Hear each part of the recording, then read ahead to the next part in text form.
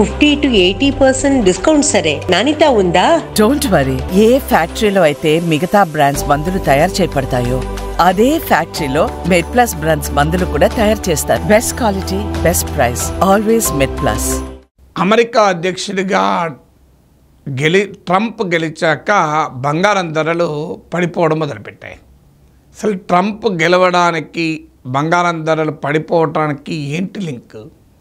కానీ ట్రంప్ గెలిచేంత వరకు అంతకు ముందు 2 నెలలు మీరు చూడండి, బంగారం ధరలు గణనీయంగా పెరుగుతూ వచ్చాయి. బంగారం ధరలు ట్రంప్ గెలుపుకు ముందు పెరగటానికి కారణాలు ఏంటి? ట్రంప్ గెలిచాక బంగారం ధరలు పడిపోవటానికి లింక్ ఏంటి? ట్రంప్కు గోల్డ్కు ఏమైనా లింక్ ఉందా? మీరు ఫ్యాక్చువల్గా చూస్తే గోల్డ్ ప్రైస్ మూమెంట్ చూస్తే క్లియర్గా ట్రంప్ గెలవడానికి 2 నెలల ముందు వరకు కూడా బంగారం ధరలు పెరిగాయి. పెరగటానికి ప్రధానంగా 2 కారణాలు. ఒకటి, ప్రపంచవ్యాప్తంగా 2 యుద్ధాలు జరుగుతున్నాయి. ఉక్రెయిన్ పైన రష్యా, గాజా పైన Israel versus Hezbollah, Israel versus Iran, Israel versus Houthi rebels. అంటే వెస్ట్ ఏషియాగా, పశ్చిమాసియాగా పిలువబడే ఈ ప్రాంతంలోనూ, యురేషియాగా పిలువబడే రష్యా యుక్రెయిన్ ప్రాంతంలోనూ వార్స్ జరుగుతున్నాయి. నేను చాలాసార్లు చెప్పాను బంగారం ధర గురించి.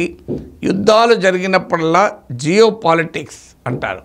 అంటే జియో పొలిటికల్ టెన్షన్స్, ప్రపంచంలో ఎక్కడైనా ఉద్రిక్తతలు పెరిగినప్పుడు, యుద్ధాలు సంభవించినప్పుడు, ఆర్థిక సంక్షోభాలు సంభవించినప్పుడు, all kinds of geo political and Jio economic అన్సర్టనిటీస్లో గోల్డ్ ప్రైసెస్ పెరుగుతూ ఉంటాయి. ఎందుకంటే గోల్డ్ అనేది సేఫ్ హ్యావెన్గా, సురక్షితమైన ఇన్వెస్ట్మెంట్గా భావిస్తారు. ఎందుకంటే మిగతా ఏమైనా కావచ్చు, కానీ గోల్డ్కు మాత్రం సేఫ్ ఇన్వెస్ట్మెంట్గా ప్రపంచవ్యాపితంగా ఉన్న దేశాలకు కానీ, కార్పొరేట్ సంస్థలకు కానీ, వ్యక్తులకు కానీ తమ సర్ప్లస్ మనీని గోల్డ్ రూపంలో దాచుకుంటారు. అందువల్ల గోల్డ్ ప్రైస్ మూమెంట్స్ మనం ఎప్పుడు చూసినా geo political and Jio economic uncertainties పెరిగినప్పుడల్లా గోల్డ్ ప్రైసెస్ అనేది ఆటోమేటిక్గా పెరుగుతూ ఉంటాయి, గోల్డ్కి డిమాండ్ పెరిగి. రెండవది, రష్యా ఇట్ సెల్ఫ్ ఇది బిగ్గెస్ట్ ప్రొడ్యూసర్ ఆఫ్ గోల్డ్. అంటే రష్యానే పెద్ద ఎత్తున బంగారాన్ని ఉత్పత్తి చేస్తుంది. కానీ రష్యానే యుద్ధంలో ఉండడం వల్ల కూడా గోల్డ్ డిమాండ్ అండ్ సప్లైలలో హెచ్చుతగ్గులు మనకు కనిపించాయి. ఈ 2 కారణాల రీత్యా ట్రంప్ గెలిచేంత వరకు కూడా బంగారం ధరలు పెరుగుతూ వచ్చాయి. మనలాంటి దేశానికి బంగారం ధరల్లో ఏమాత్రం మార్పు వచ్చినా చాలా కీలకం. ఎందుకంటే ప్రపంచంలో అమ్ముడుపోతున్నటువంటి గోల్డ్లో నియర్లీ 20% మన దేశంలో అమ్ముడుపోతున్నాయి.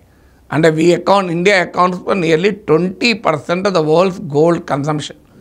సో చైనా లాంటి దేశాలు ఉన్నప్పటికీ రష్యా, చైనా, ఆస్ట్రేలియా ఈ దేశాల్లో గోల్డ్ డిపాజిట్లు ఎక్కువ. కానీ మన దగ్గర మాత్రం గోల్డ్ అల్మారాల్లో పెట్టుకుంటారు, లాకర్లో పెట్టుకుంటారు, ధరిస్తుంటారు. మన దగ్గర గోల్డ్ కన్సంప్షన్ చాలా ఎక్కువ. సో అందువల్ల భారతదేశంలో గోల్డ్ ప్రైసెస్ ఎప్పుడు కూడా హాట్ టాపిక్గా ఉంటాయి. మరి ట్రంప్ వచ్చాక గోల్డ్ ప్రైసెస్ పడిపోవడం మొదలయ్యాయి. ఏంటి ట్రంప్ ఏం చేశాడు? గోల్డ్ను తోసేసాడు కిందికి అంటే, ట్రంప్ నేరుగా గోల్డ్ను ఏమి ఇన్ఫ్లుయెన్స్ చేయలే. కానీ గోల్డ్కు డాలర్కు ఒక సంబంధం ఉంటుంది. చాలా రేర్గా మాత్రమే డాలర్ గోల్డ్ 2 పెరుగుతుంటాయి. ఎందుకు?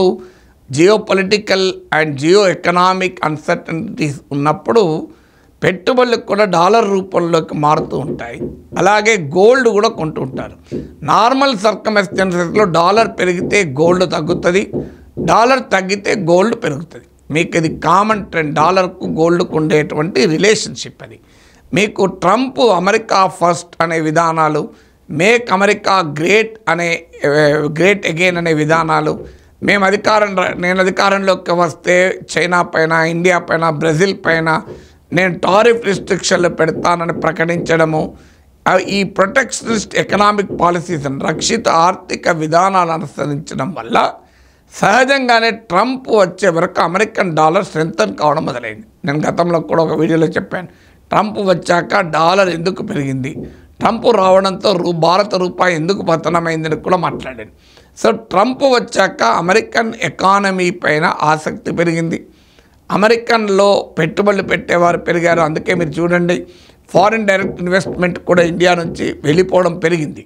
సో అందువల్ల ఎఫ్డిఐ ఇన్ఫ్లో కంపారిటివ్లీ తగ్గింది. సో దాంతోపాటు డాలర్ స్ట్రెంగ్తన్ కావడం వల్ల ఆటోమేటిక్గా మీకు గోల్డ్ ప్రైసెస్ అనేది దెబ్బతినడం మొదలైంది. అందువల్ల అమెరికన్ ఎకానమీ స్ట్రాంగ్ అవుతుంది, డాలర్ పెరుగుతుంది అనుకున్నప్పుడు గోల్డ్ పైన ఇన్వెస్ట్మెంట్ తగ్గి డాలర్ పైన ఇన్వెస్ట్మెంట్ పెరుగుతూ ఉంటుంది. మీరు ఇప్పుడే కాదు, ట్రంప్ ఫస్ట్ టైం ప్రెసిడెంట్ అయినప్పుడు కూడా, అంటే 8 years క్రితం 2016లో మొదట్లో ట్రంప్ అధికారంలోకి రావడంతోనే గోల్డ్ ప్రైసెస్ పడిపోయాయి. కారణం ఏంటంటే ట్రంప్ అధికారంలోకి రావడంతోనే డాలర్ స్ట్రెంగ్తన్ కావడమే కాదు, స్టాక్ వాల్యూస్ కూడా పెరుగుతూ ఉంటుంది. మీరు అందుకే చూడండి, స్టాక్ మార్కెట్లు కూడా పెరిగాయి. అందువల్ల ట్రంప్ ఇదే business friendly president, corporate friendly president. కార్పొరేట్లకు ఇన్కమ్ ట్యాక్స్ కట్స్ ఇస్తానంటున్నాడు, ప్రభుత్వ ఖర్చు తగ్గిస్తానంటున్నాడు. ప్రత్యేకంగా దాని కొరకు ఇలాన్ మస్క్, వివేక్ రామస్వామిలతో ఒక మీకు డాజ్ అని డిపార్ట్మెంట్ ఆఫ్ గవర్నమెంట్ ఎఫిషియన్సీ అనే శాఖను పెట్టాడు. ప్రభుత్వ ఉద్యోగుల్ని పెద్ద సంఖ్యలో తొలగిస్తాను, ప్రభుత్వ ఖర్చును తగ్గిస్తానంటున్నాడు. ఇవన్నీ కూడా ప్రో కార్పొరేట్ మెజర్స్ కనుక ఈ ప్రో కార్పొరేట్ మెజర్స్ తీసుకోవడం వల్ల స్టాక్ మార్కెట్లో కూడా పెట్టుబడులు పెరుగుతాయి. ఎప్పుడైతే స్టాక్స్ అండ్ డాలర్స్లో ఇన్వెస్ట్మెంట్ పెరిగితే గోల్డ్లో ఇన్వెస్ట్మెంట్ తగ్గుతుంది. అందుకే ట్రంప్ అధికారంలోకి రావడంతోనే పెట్టుబడులు కాస్త గోల్డ్ రూపంలో ఉన్నవి గోల్డ్ అమ్మేసుకొని స్టాక్స్లోకి, డాలర్ డినామినేటెడ్ అసెట్స్లోకి మూవ్ అయ్యాయి. అందువల్ల ట్రంప్ రావడం వల్ల డైరెక్ట్గా గోల్డ్ పైన ప్రభావం కాదు, గోల్డ్కు కాంపిటేటివ్ ఇన్వెస్ట్మెంట్గా ఉన్న డాలర్లకు, స్టాక్స్కు వాల్యూ పెరగడం వల్ల ఆటోమేటిక్గా గోల్డ్ ప్రైసెస్ తగ్గాయి. కానీ 2016-2020 మధ్యకాలంలో జరిగింది ఏంటి, ట్రంప్ అధికారంలోకి రావడంతోనే గోల్డ్ ప్రైస్ పడిపోయిన తర్వాత మళ్ళీ పెరగడం మొదలయ్యాయి. మామూలుగా పెరగలేదు, మళ్ళీ గణనీయంగా పెరిగాయి. అందువల్ల ఈ మార్కెట్లో మార్పులు వొలటైల్గా ఉంటుంది. సో ఇప్పుడు కూడా ట్రంప్ వచ్చాడు కనుక ఇలాగే బంగారం ధరలు తగ్గుతూ ఉంటాయి అని ఎవరూ గ్యారంటీ ఇవ్వలేము. ట్రంప్ కన్నా కూడా ఇప్పుడు American reserve bank, federal reserve అంటారు, మన రిజర్వ్ బ్యాంక్ ఆఫ్ ఇండియా లాగా వడ్డీ రేట్లు కనుక తగ్గిస్తే గ్యారంటీగా బంగారం ధర మళ్ళీ పెరిగే అవకాశం ఉంటుంది.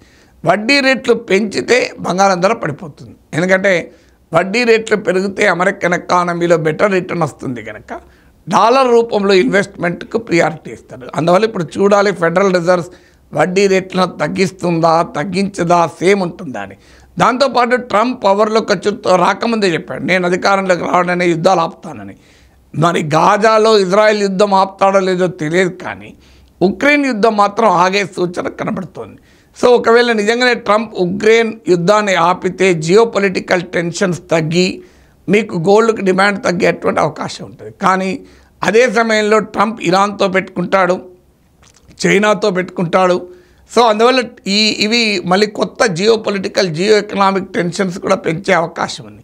అందువల్ల ట్రంప్ అధికారంలోకి వచ్చినప్పుడు ఎప్పుడైనా బంగారం ధరలు పడిపోతాయి. కానీ ఆ తర్వాత ఈ పతనం అలాగే ఉంటుందా, మళ్ళీ బంగారం ధరలు పుంజుకుంటాయా అనేది అన్ప్రెడిక్టబుల్. కారణం ఏంటంటే ట్రంపే అన్ప్రెడిక్టబుల్ కనుక.